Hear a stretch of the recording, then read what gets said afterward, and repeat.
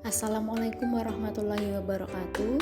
Kami dari kelompok 6 kelas 505 Prodi Akuntansi Universitas Sarjana Tata Mahasiswa akan mempresentasikan hasil dari diskusi kelompok kami yang berjudul Akuntansi Syariah dan Tren Masa Depan.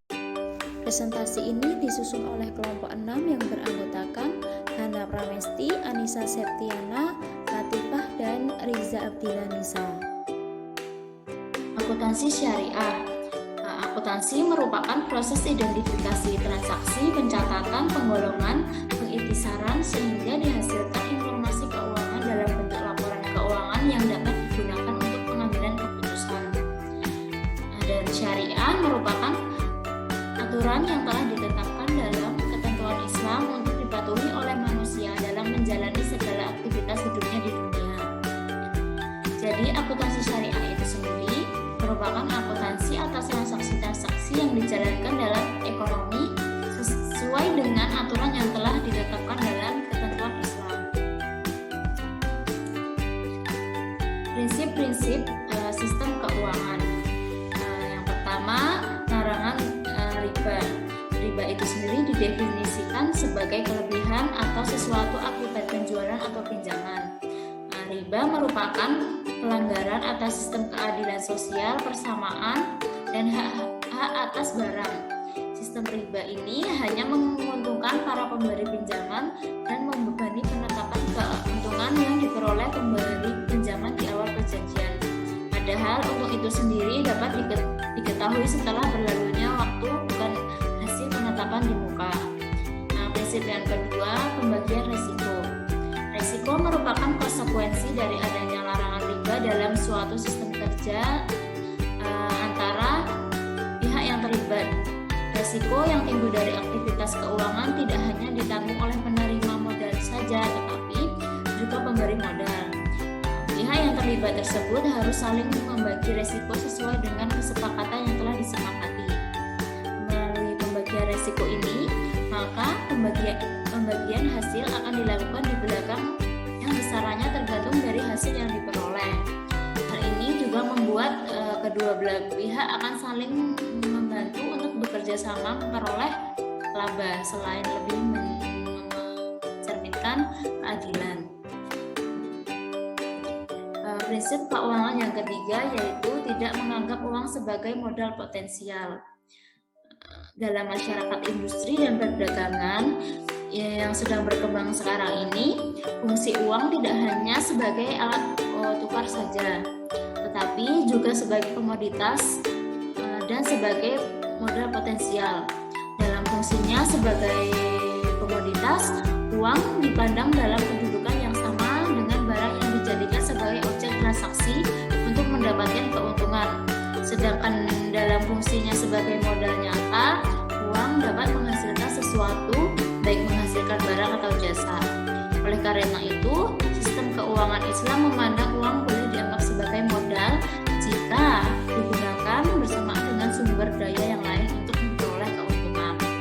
Prinsip yang keempat, larangan melakukan kegiatan spekulatif. Hal ini sama saja dengan pelanggaran untuk transaksi yang memiliki tingkat ketidakpastian yang sangat tinggi, judi, dan transaksi yang memiliki risiko yang sangat besar. Kemudian prinsip yang kelima dan keenam, kesucian kontrak dan aktivitas usaha harus sesuai dengan syariah. Karena Islam menilai suatu perjanjian sebagai suatu yang tinggi nilainya, sehingga seluruh kewajiban dan pengungkapan yang terkait dengan kontrak harus dilakukan. Hal ini akan mengurangi risiko atas informasi yang asimetri dan timbulnya moral hazard.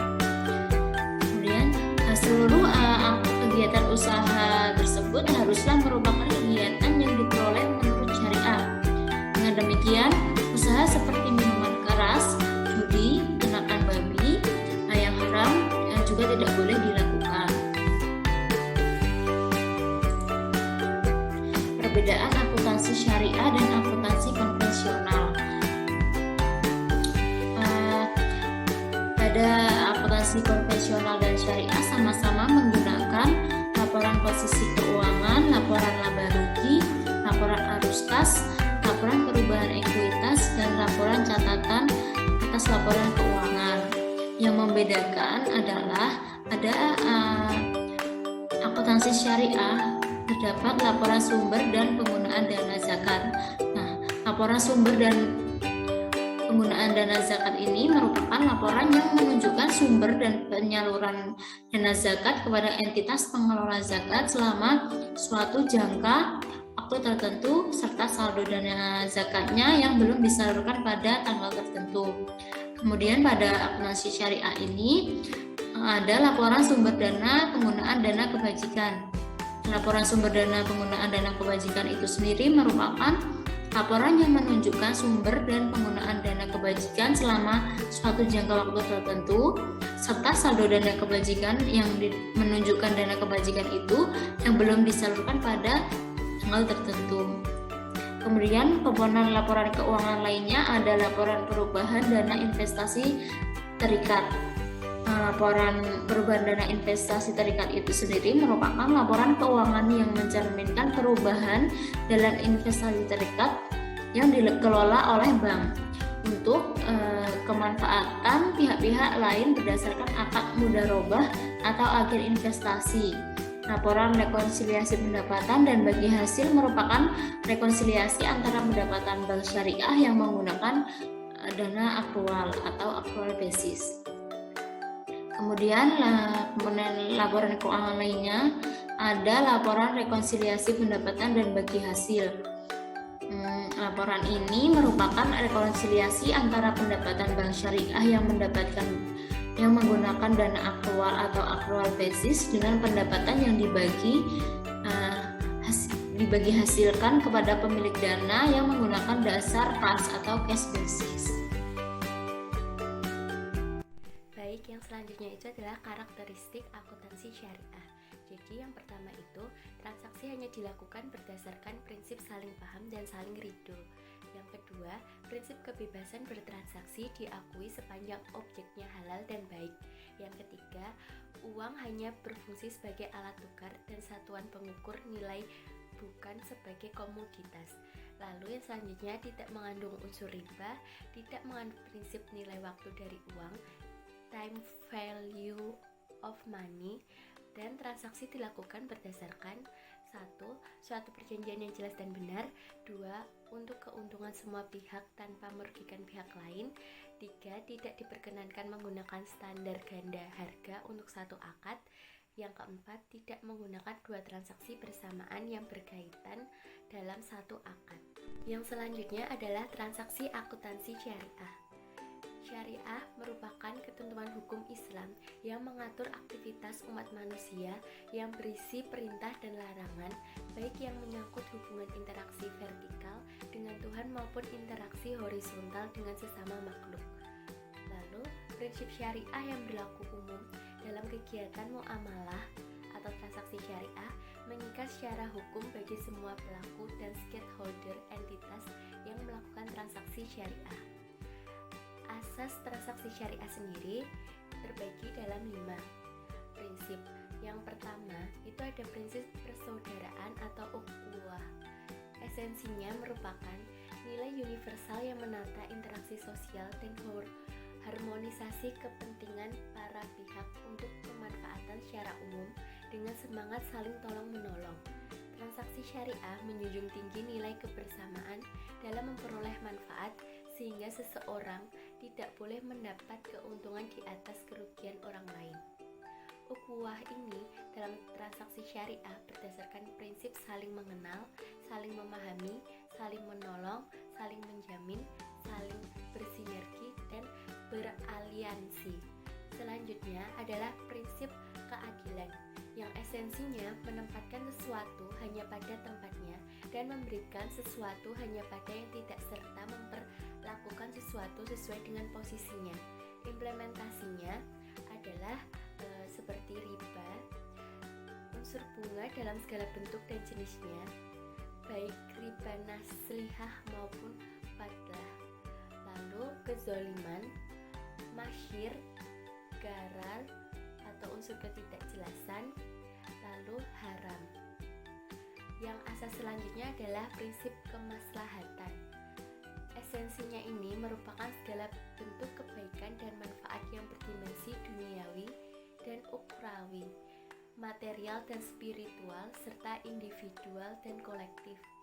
Kemaslahan ini diakui harus memenuhi dua unsur, yakni kepatuhan syariah halal serta bermanfaat dan membawa kebaikan dalam semua aspek secara keseluruhan yang tidak menimbulkan kemudaratan. Asas yang keempat yaitu prinsip keseimbangan. Esensinya meliputi keseimbangan aspek material dan spiritual, aspek privat dan publik, sektor keuangan dan sektor real bisnis dan sosial, dan keseimbangan aspek pemanfaatan dan pelestarian. Syariah tidak menekankan pada maksimalisasi keuntungan perusahaan semata untuk kepentingan pemilik, sehingga manfaat yang didapat tidak hanya difokuskan pada pemegang saham, akan tetapi pada semua pihak yang dapat merasakan adanya suatu kegiatan ekonomi. Yang terakhir adalah prinsip universalisme. Universalisme ini esensinya dapat dilakukan oleh dan untuk semua pihak yang berkepentingan tanpa membedakan suku, agama, ras, golongan sesuai dengan semangat kerahmatan semesta. Yang selanjutnya, tren akuntansi masa depan. Yang pertama adalah data akuntansi berbasis cloud. Cloud accounting itu merupakan salah satu sistem pencampuran antara sistem teknologi komputer dalam suatu jaringan dengan pengembangan berbasis internet yang memiliki fungsi untuk menjalankan program atau aplikasi akuntansi melalui perangkat yang terkoneksi internet pada waktu bersamaan. Yang kedua, akuntansi mendapatkan pengaruh kekuatan penggunaan big data. Dalam proses akuntansi ini, big data berfungsi sebagai memberikan kemudahan dan kecepatan akses pada aliran data transaksi. Dengan menggunakan data ini, maka akuntan dalam suatu organisasi dapat mengakses informasi transaksi dengan lebih cepat dan dapat bekerja dalam transaksi yang berskala besar. Yang selanjutnya, akuntansi akan mengintegrasikan informasi keuangan non-tradisional dalam sistem modern. Maksudnya di sini agar dapat mengikuti perkembangan revolusi industri 4.0. Lalu, pekerjaan akuntansi bersifat efisien dan mobile. Di sini itu dapat dilakukan dengan lebih mudah setiap pekerjaannya dan tentunya cepat. Contohnya, setiap transaksi dapat menggunakan dengan gadget. Lalu, yang terakhir adalah peran akuntansi berubah secara radikal. Yang di sini dimaksudnya adalah penggunaan data akuntansi berbasis cloud akan mendapat pengaruh kekuatan penggunaan big data. Akuntansi akan mengintegrasikan informasi keuangan non-tradisional dalam sistem modern. Pekerjaan akuntan akan lebih efisien dan mobile. Nah, inilah yang disebut peran akuntansi akan berubah secara radikal. Masa depan akuntan. Yang pertama, aplikasi mobilan bagi kliennya, sehingga mereka bisa mengakses data akuntansi atau bisnisnya dari telepon genggam, tablet, smartphone, mengelola data korporasi berbasis internet. Yang kedua, pengukuran dan penilaian biaya dan manfaat penggunaan teknologi pada dunia cloud computing dan social networking. Yang ketiga, akuntansi akan berkurang karena perangkat lunak sehingga akuntansi dijalankan secara mandiri. Yang keempat, Chief Financial Officer atau CFO, kepala pejabat keuangan, harus memahami teknologi, tidak sekedar manajemen keuangan. Yang kelima, jika tidak menggunakan teknologi, akuntan akan tertinggal. Yang keenam, audit laporan keuangan akan berbasis real time. Regulator dan auditor langsung menarik data secara otomatis dari sistem dan sensor melekat pada kegiatan operasional. Yang ketujuh, jika akuntan tidak ahli dalam informasi, maka profesi lain dapat mengambil alih fungsi akuntan. Yang kedelapan, akuntan adalah yang paling mengetahui dalam bidang penyediaan informasi keuangan, sehingga teknologi informasi menjadi kebutuhan pokok. Merespon tren akuntansi masa depan, pertama, investasi pada pengembangan digital skills. Yang kedua, menerapkan prototipe teknologi baru atau learn by doing. ketiga, pendidikan berbasis internasional, certification dan digital skills.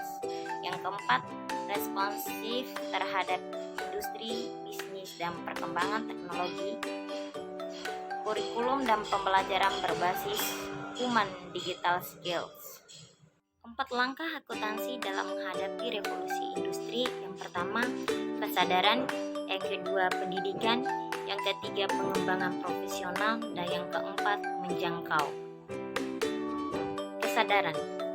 Yang pertama, menjadi sadar terhadap perkembangan revolusi industri dengan melihat kesempatan yang akan muncul. Yang kedua, banyak bisnis yang ada juga baru menyadari potensi perkembangan yang ada. Berikutnya yaitu education atau pendidikan.